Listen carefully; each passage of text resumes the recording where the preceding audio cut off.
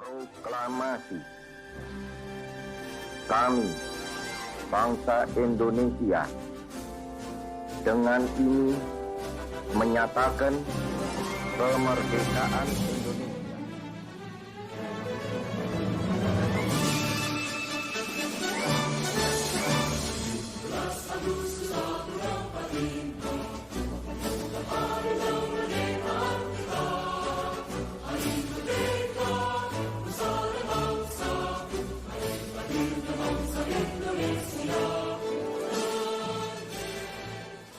Sudah pasti kalian sering mendengar lagu tersebut, bukan?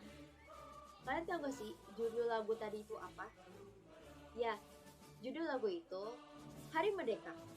Lagu itu biasanya dinyanyikan pada saat Hari Kemerdekaan Indonesia, mengingat bangsa Indonesia telah berhasil keluar dari penderitaan akibat masa penjajahan.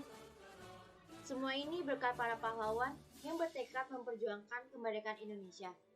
Rasa senasib sepenanggungan membentuk rasa nasionalisme dan persatuan bangsa Indonesia. Walaupun penjajahan menyebabkan banyak kerugian dan trauma bagi bangsa Indonesia, namun perjuangan panjang para pahlawan membuahkan hasil dan mengantarkan rakyat Indonesia ke pintu gerbang kemerdekaan Indonesia. Dengan indahnya, proklamasi kemerdekaan Indonesia dikumandangkan pada tanggal 17 Agustus 1945. Sebagai rasa bangga dan syukur atas kemerdekaan yang telah tercapai, terciptalah berbagai lomba untuk merayakan Hari Kemerdekaan Indonesia, seperti lomba panjat pinang, lomba tarik tambang, lomba balap karung, dan berbagai lomba lainnya. Namun, tentunya tidak banyak yang mengetahui sejarah dan filosofi dari tradisi perlombaan 17 Agustusan. Tradisi perlombaan 17 Agustusan mulai ramai dilakukan sekitar tahun 1950-an. Pada saat itu, intensitas pertempuran untuk mempertahankan kemerdekaan Indonesia mulai menurun. Sebagai ungkapan rasa kegembiraan, masyarakat mulai mengadakan tradisi perlombaan 17 Agustusan. Lalu, apa saja filosofi dan sejarah pada setiap perlombaan yang ada di 17 Agustusan? Nah, di sini ada makna atau filosofi dari berbagai perlombaan. Yang pertama, lomba balap karung. Apa sih filosofi dari lomba ini? Filosofi dari balap karung adalah refleksi dari beratnya kehidupan masyarakat Indonesia di masa penjajahan. Pada saat itu, masyarakat Indonesia sangat miskin, hingga tidak sanggup untuk memenuhi kebutuhan sandang dan pangan. Yang kedua, lomba makan kerupuk. Lomba ini sangat populer loh, terlihat mudah namun sulit untuk dilakukan.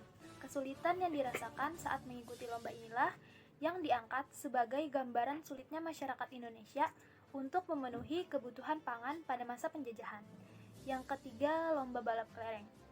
Balap kelereng ialah lomba yang sering diikuti oleh anak-anak. Lomba ini memiliki makna tentang kecepatan serta keakuratan dalam hidup. Perlombaan ini mengajarkan kepada masyarakat Indonesia untuk bertindak sigap, namun harus disertai dengan kewaspadaan. Balap kelereng menggambarkan pahlawan Indonesia yang mengatur strategi demi menggempur penjajah. 4. Lomba tarik tambang.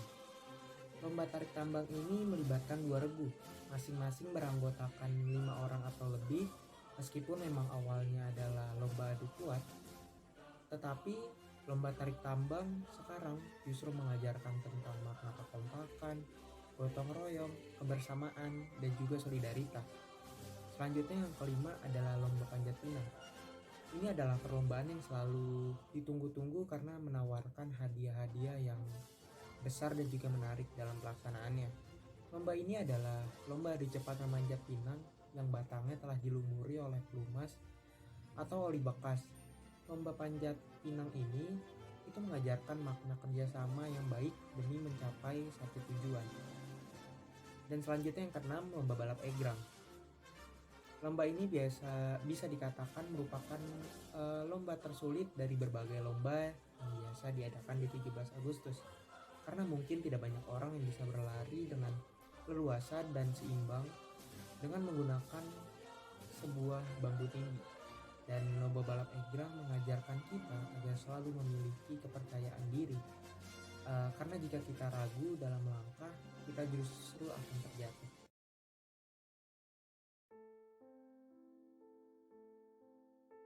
Mayoritas masyarakat biasanya menganggap perayaan Lomba HUT RI hanya untuk kesenangan atau hiburan belaka.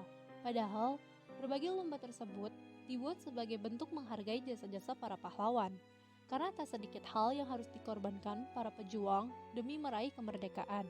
Mereka rela meninggalkan keluarga mereka demi pergi untuk melawan penjajah. Mereka rela tertusuk pisau belati penjajah. Mereka rela mengorbankan apa saja demi meraih kemerdekaan. Mereka tak takut mati. Pilihan mereka hanyalah merdeka atau mati. Maka dari itu, Hari Kemerdekaan Indonesia sudah sepatutnya dirayakan dengan sangat meriah. Karena berkat jasa para pejuang, kita semua bisa hidup bebas dari jeratan para penjajah.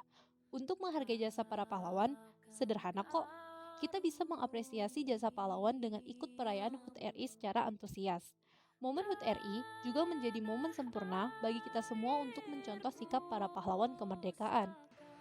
Kita, sebagai generasi muda penerus bangsa, sudah sepatutnya kita mencontoh sikap para pahlawan bangsa. Jangan sampai kejadian masa lalu terulang kembali. Jangan biarkan rakyat masih mengalami penderitaan seperti saat masa penjajahan. Menderita karena kesulitan memenuhi kebutuhan pangan, kesulitan mencari pekerjaan di negara yang sudah merdeka ini. Ingat saudara-saudara, kita adalah bangsa yang merdeka. Meski saat ini Tuhan sedang menguji kita dengan adanya pandemi, kemiskinan, pengangguran, inflasi, dan kriminalitas terjadi di mana-mana. Namun rasa optimisme harus selalu ada demi terciptanya senyum anak bangsa, agar senantiasa dapat merayakan Lomba HUT RI bersama-sama seperti keadaan semula sebelum pandemi menerpa.